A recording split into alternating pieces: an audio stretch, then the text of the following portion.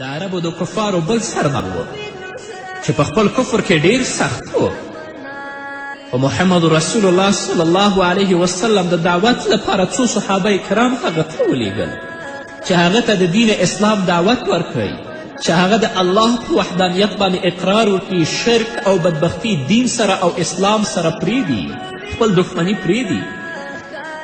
چې کله صحابه کرام ورغلل نو هغه د الله رب العزت په شان کې ډیره سخته ګستاخي وکړه او دا یې ورته ویلي چې الله کم ځای کې دی او الله څنګه دی، دا د سپینو زرو نه جوړ دی، د سرو زرو نه جوړ دی او که د اوسپنې نه جوړ دی. صحابه و کرامو رضوان الله تعالی علیهم اجمعین چې کله دا سپک الفاظ د دې بدبخته د ژبې نه واورېدل نو په ژړا شول او محمد رسول الله مجلس ته راغلل. رسول الله ته یې قصه وکړه چې د ده په شان ګستاخ او کافره انسان تر نن ورځې پورې موږ چیرته نه دی لیدلی. رسول الله دا صحابه بیا ولیږل، دویم ځل کې بیا هم د الله په شان کې سپک الفاظ استعمال کړل، بیا صحابه کرام رسول الله ته راغلل، دریم ځل رسول الله بیا ورولېږل، په دریم ځل بیا هم دې بدبخته د الفاظ استعمال کړل.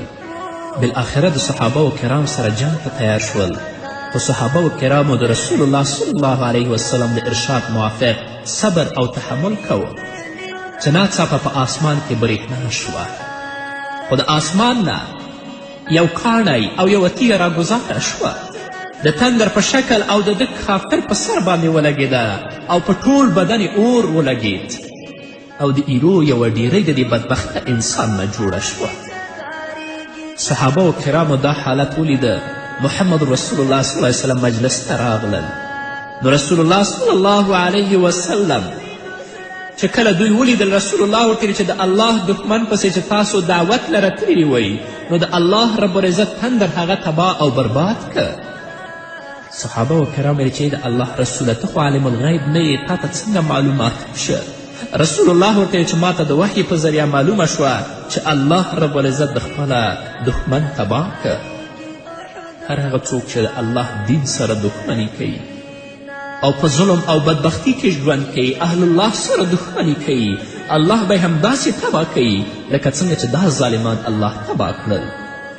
نن هم د امیه بن خلف او د ابولهب غوندې کفار موجود دي او تل لپاره اسلام او مسلمانانو باندې ملنډې وهي او د اسلام په شان کې سپکاوی کوي او د دیو بدبختو پلیت لاسونه د مسلمانانو په وینو سره دي. د دیو انجام به هم دغسې لکه څنګه چې الله هغوی په خپل قهر و غضب کې ګرفتاره کړل.